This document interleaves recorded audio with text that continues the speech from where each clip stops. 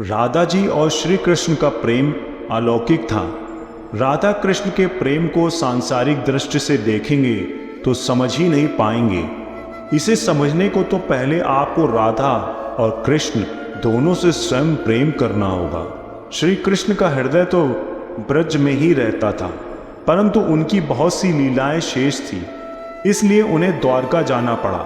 गए तो थे यह कहकर कि कुछ ही दिनों में वापस ब्रज लोग आएंगे, पर द्वारका के राजकाज में ऐसे ही उलझे कि मौका ही नहीं मिल पाया। राधा कृष्ण दूर दूर थे, गोपाल अब राजा बन गए थे। स्वाभाविक है कि राजकाज के लिए समय देना ही पड़ता। स्वयं भगवान ही जिन्हें राजा के रूप में मिल गए हों, उनकी प्रसन्नता की कोई सीमा होगी। द्वारकावासी दिन भर उन्हें घेरे रहते। जो एक बार दर्शन कर लेता वह तो जाने का नाम ही नहीं लेता। लोग बार बार आते, प्रभु मना कैसे करें और क्यों करें।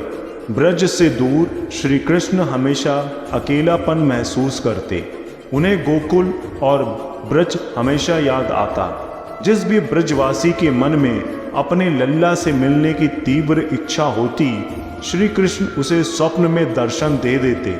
स्वप्न में आते तो उल्हाना मिलती, इतने दिनों से क्यों नहीं आए। यही सिलसिला था। भक्त और भगवान वैसे तो दूर दूर थे, फिर भी स्वप्न में ही दर्शन हो जाएं तो ऐसे भाग्य को कोई कैसे न सराहे। श्री कृष्ण से विरह से सबसे ज्यादा व्याकुल तो राधा जी थी। राधा और कृष्ण मिलकर राधे कृष्ण होते थे, पर दोनों भौतिक रूप से दूर थे। एक दिन की बात है, राधा जी सखियों संग कहीं बैठी थी। अचानक एक सखी की नजर राधा जी के पैर पर चली गई। पैर में एक घाव से खून बह रहा था। राधा जी के पैर में चोट लगी है, घाव से खून बह रहा है। सभी चिंतित हो गए कि उन्हें यह चोट लगी कैसे, लगी भी तो किसी को पता क्यों न चला। सबने राधा जी से पूछा कि यह चोट कैसे लगी। राधा जी ने बात टालनी चाहिए। अब यह तो इंसानी प्रवृत्ति है, आप जिस बात को जितना टालेंगे लोग उसे उतना ही पूछेंगे। राधा जी ने कहा, एक पुराना घाव है, वैसे कोई खास बात नहीं, चिंता ना करो, सूख जाएगा। सखी ने पलटकर पूछ दिया, पुराना कैसे मानूं, इससे तो खून बह रहा है। यदि पुराना है तो अब तक सूखा क्यों नहीं। यह घाव कैसे लगा, कब लगा, क्या उपचार कर रही हो।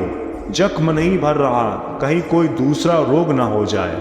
एक के बाद एक राधा जी से सखियों ने प्रश्नों की झड़ी लगा दी। उन्हें क्या पता, जिन राधा जी की कृपा से सबके घाव भरते हैं, उन्हें भयंकर रोग भला क्या होगा।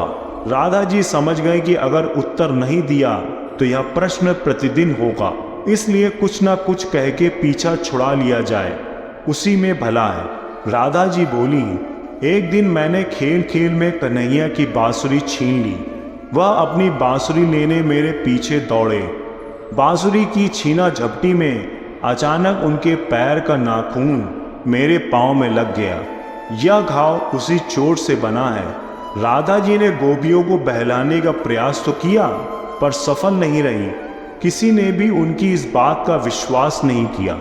प्रश्नों से भाग रही थी, अब पलटकर फिर से प्रश्न शुरू हो गए। सखियों ने पूछा, यदि यह घाव कान्हा के पैरों के नाखून से हुआ तो अब तक सूखा क्यों नहीं।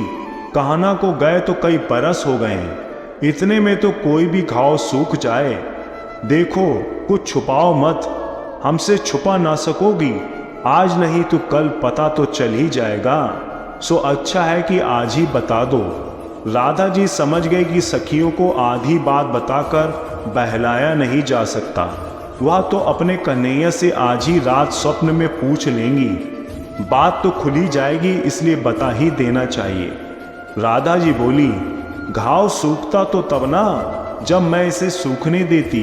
मैं रोज इसे कुरेद कर हरा कर देती हूँ। सखियों की तो आंख फटी रह गई ये सुनकर कि राधा जी घाव को हरा कर रही हैं। यह तो बड़ी विचित्र बात हुई। सबके चेहरे पर एक साथ कई भाव आए।